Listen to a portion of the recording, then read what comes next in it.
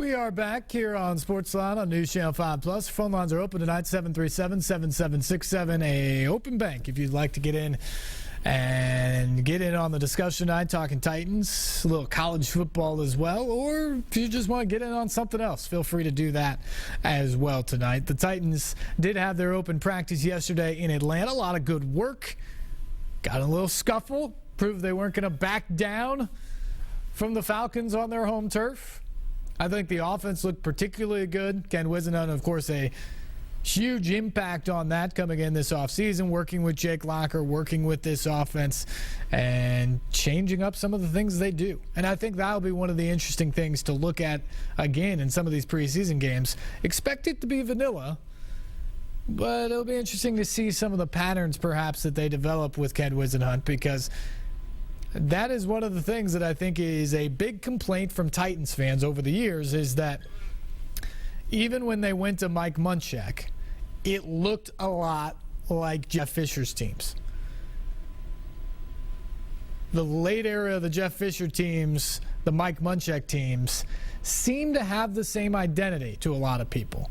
And frankly, I'm not sure that's a fair criticism, because Munchak's teams tried to open it up a fair amount, and frankly, there was a lot of complaints that it was the same offense all throughout Munchak's tenure.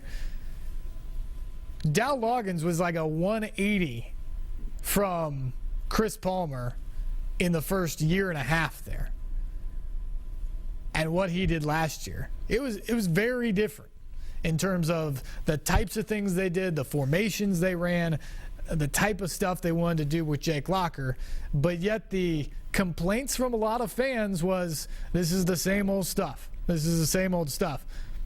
I think a big part of that is just wins. You know, if you win, it could be the same old stuff. But if you're winning, no one cares.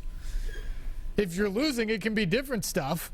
But if it's a loss, people think it's the same old stuff. But I think it will be interesting to see what Ken Whisenhunt does with this offense. And more importantly, perhaps, how it's perceived by fans around here. You know, the first time that they have a 3-and-out in the season, are fans going to jump off the bandwagon and say, oh, it's the same old thing, it's the same old Titans? Because this isn't the same old Titans. This is obviously a very different system, a different guy calling the plays. It should be different. It should feel different. What will the results be? And I think that's some of the fun things that's going to come out of this preseason for the Titans. Again, it's going to be vanilla. I don't expect you to see everything that they plan on doing. But I do think we'll start to see some patterns of what Ken Whisenhunt wants to do. I think you even saw a little bit of that yesterday in Atlanta. And here's Ken Whisenhunt after practice with the Titans and Falcons down in Flowery Branch. You know, the best value of this is we get a chance to see our players compete against some other ones, and now we get to go back and look at it on tape and make our corrections, clean some things up.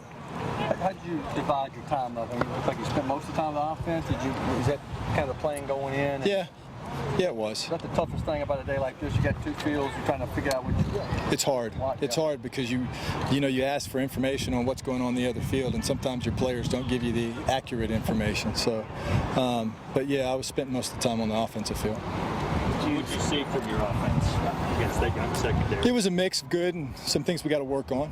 We had a couple of mistakes, which you're going to have when you're going against somebody you haven't really prepped for, and they give you some different looks. But some of the things that have shown up in camp for us so far, I really liked seeing against another team. We had some guys make plays, some guys that have been making plays for us. I thought Jake did a nice job. Charlie made some good throws. You know, Kendall, Nate, Justin Hunter showed up. Delaney got open, just dropped a couple, but I could go on. There was a lot of good things. I think our protection was good at times, and we ran the ball okay at times, but that's kind of an all-encompassing thing there. But for the most part, it was a good day's work for us. Surprise you out there? No, not really. Not really. I mean, you're going to see some things that you're not prepared for, so that's surprising. I didn't like our guys jumping off sides as much. That's something that we got to clean up. But this is why we do this. We get a chance to see this. They're a little more amped up, and then that's going to happen. So this is a good message to sell for games. You can't do that in games. Got to scrap early. Like a tangible result in even the first preseason game 4 or 5 days from now? Oh, absolutely. No question it does. This is great for us. You got to scrap early. I mean, are you surprised you didn't have more? And what was your vantage point from the early one that broke out? Well, I was right over there by it, but we got it over, got it out of the way, and then we moved on. So that's you thought it might come, but it came early, and after that, everybody settled down. Guys just defending each other, I guess. I mean, you almost expect that when competition. Yeah, you can feel it when you first walk on the field. DBs were complaining about a lot of flags on them during the course of the day. You think the point of emphasis really being brought home, and Jason said you just can't touch people at this point. Yes, no question. It was the same way on the offensive side. I think that's going to settle itself out. You got to figure out what they're going to call, and to be quite frank, what you can get away with. It's safe to say Andy maybe even worked his way back into contact work maybe quicker than you think. I know this wasn't full contact here, but it seems like he got back into doing more work. Well, Andy said he wanted to come and do this, so that was his goal, and that was ahead of what some people had predicted. We didn't think that. We thought he could do that, and he did. It was good to see him out there. What do you think in general, Ken, of your DBs going against some pretty solid receivers? Well, you're judging against some really good receivers, so they held their own. I mean, obviously those guys won some, but they competed. That's what you like to see. Rubisky had probably one of the bigger plays of the day. What did you see from him, and what have you continued to see from him? I'm sure he was a little amped up here in Atlanta with his dad here, but what have you seen from him in today? He's a good vet. He's been consistent. He works hard. He can do a lot of different things. So I'm glad that we've got him on our team. Jake, overall? Did good. I thought he handled himself well. He moved in the pocket well, made some good throws. Some of the protection things we've got to do a better job as a group of working on, but we made some big plays. He made some good throws from the pocket with pressure around him that were big plays. Did he get... Ken Whisenhunt talking about the Titans after their practice against the Falcons yesterday down in Flowery Branch, Georgia. And again, you hear from the coach there, a lot of positives about the offense. The rules really set up in their favor in that scenario. But Jake Locker did look sharp yesterday. The receivers looked good. The downfall was Delaney Walker dropping a couple passes.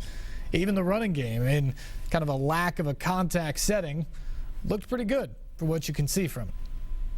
Phone lines are open, 737-7767. Let's go to Bradley. Bradley, thanks for the call. You're on SportsLine. Yes. I was calling to figure out. You said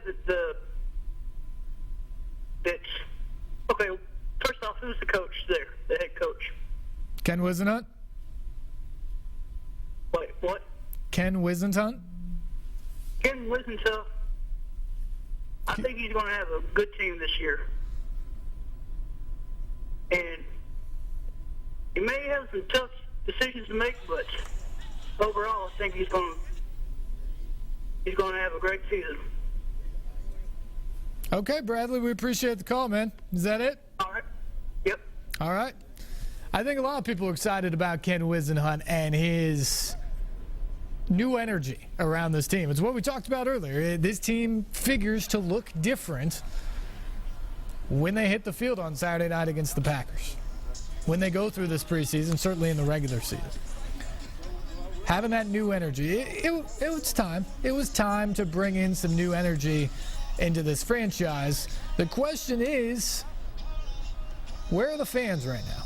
Are they ready to just jump on board immediately? Or is it kind of a wait-and-see approach to see if this new style, this new offense, this new defense, if that translates to new success, to wins on the field? I get the impression that it's kind of split. Some people, it seems like, are just excited for this new change and are ready to go. Other people, it seems more like, show me what you got on the field. I'll believe it when I see it, that the Titans are ready to compete for a division title or to compete to get back into the playoffs. Feel free to call and give us your thoughts on that. 737-7767 is the number. Who was that, Andrew? Let's go to Joseph. Joseph, thanks for the call. You're on SportsLine. Okay, I was just asking how Bishop Sankey was running with the good offensive line that we've acquired in the offseason. Yeah, Joseph, it's a good question. We appreciate the call. Bishop Sankey has looked solid in his efforts, and actually, it's funny. I think he's gotten better as the pads have come on. And maybe there's a couple reasons for that. One is he told me it's easier to get a rhythm as a running back when there's that level of fear there that you're going to get popped. That doesn't happen when you're just in shorts and a T-shirt. And so when the pads came on, he started to run with more of a rhythm. And I think that's good. But the other thing is you got to remember, despite the fact he was a second-round pick, he went to Washington, where they're still on the quarter system, so he was in school much of the summer during OTAs. He really finally got in just for those last couple of days in minicamp. So we didn't have a lot of the offseason work that many of these guys had. So when he came into training camp, there was a little catching up to do, and I think now he's got to the point where he understands what he's supposed to do. There are still growing pains out there, but he's got good vision. He's got some burst where he can run away from you, but he's going to pound you for a couple yards, and he's going to try and drive the pile forward to get those extra yards beyond what the play is blocked for, which I think a lot of Titans fans are really going to appreciate, because that was one of the complaints they had from Chris Johnson. Yeah, he was the home run guy, but maybe he wouldn't get you more than what a play would be blocked for at times. I think Bishop Sankey's got a little bit more pop to him, a little more power, a little extra yardage after contact to his running style. I know the Titans are high on him. That's why they made him the #1 running back off the board back during the draft. It's going to be by committee. Sean Green's probably going to be the starter. He's going to get a bunch of carries. Dexter McCluster is going to be in the mix as well. He will get some carries and be a change-up guy. But I think Bishop Sankey is going to get a lot of touches as a rookie for this team. Perhaps be the most important rookie on this team. As a matter of fact, he probably will be the most important rookie on this team, barring an injury that would mean Taylor Lewan would have to play lots and lots of snaps at one of the tackle positions. I think that guy is Bishop Sankey. Let's go back to the phones now, and James. James, thanks for calling in. You're on SportsLine. Hey, Steve, how's it going? Doing well. How are you, James? I haven't heard about a lot of players on Titans, and I ain't heard much about Michael Orr. And by the way, I'm a true Titans fan. I just like to watch them play. It's a benefit they win, but if they don't, I'm just pretty much like a veteran player. You use anything for the long haul. I'm a true Titan fan. I've been watching them since they came here. I like Warren Moon when they was out in Houston. But I just want to hear a little bit more about that offensive line and how Warmack's doing and Orr's doing in this running game. Great stuff, James. I think you're a football fan. I think you're like a lot of us. You're just excited to have them back on the field. But as you look at this offensive line, I think you like what you've seen so far. And again, I think some of that will come in some of these preseason games when they go against somebody else. Because right now, you're going against yourself a lot. But when the pads came on, this seems to be a pretty physical offensive line. And I think there's some serious talent there. Michael Roos is on the back end of his career, but he's a guy that has been productive for a long time there at left tackle. Andy Levitre, as you heard from Ken Whisenhunt there, back earlier than people expected from that emergency appendectomy. And he's a guy that will get after you. He is respected around the league as one of the best left guards that there is. Because of an injury, he maybe never really got to the effectiveness level that the Titans or he were hoping for last season. But now, once he gets his appendectomy behind him, which is a weird thing to have to get behind for anyone, obviously, physically he's healthy. It's not a knee issue like last year. So I expect big things from Andy Levitre. Brian Schwenke's been incredibly impressive in just over a year in the NFL at center. Chance Warmack has slimmed down this year to feel a little bit more comfortable in his body at the right guard position, to have a little quicker burst out of his stance, as he says. Last year, he was a great guy once he got going, especially in some of those pulling assignments, but he wants to be a little bit more powerful right off the snap at the line of scrimmage. I think he can do that and will only get better in year 2. And you talked about him, Michael Orr, the addition there at right tackle. He is a guy that has had his ups and downs during his time in Baltimore, but he has started every game throughout his career, all 80 games that he played in Baltimore, including a Super Bowl championship. He had a lot of penalties last year. There were some frustrations there, I think, on both sides. But when you think about it, here's a guy who showed up to work every day. And if they thought there was anybody better out there, that guy would have been in and not Michael Orr. He was there every Sunday. He performed every Sunday. And now he comes to Tennessee to give you a little veteran presence, which I think is nice because if you think about the right side of the line, including the center, it's second-year player. To throw in a guy like Michael Orr, I think, is valuable to have that experience over there. And again, the experience of a guy who's played and won a Super Bowl before, too. It will be interesting to see how he fits in with this line. I don't think he's a slam dunk necessarily at that position, but I think he's a very good pickup. And I think this line has upgraded from a year ago with the addition of him and the growth of those other guys in the middle of the line. So I expect the offensive line to be a really, really solid group for the Titans this year. We will hear from Jake Locker on the offensive line, plus more of your phone calls. Hang with us. 737-7767 is the number. Back to get more of your calls on SportsLine as we continue on here tonight on News Channel 5+.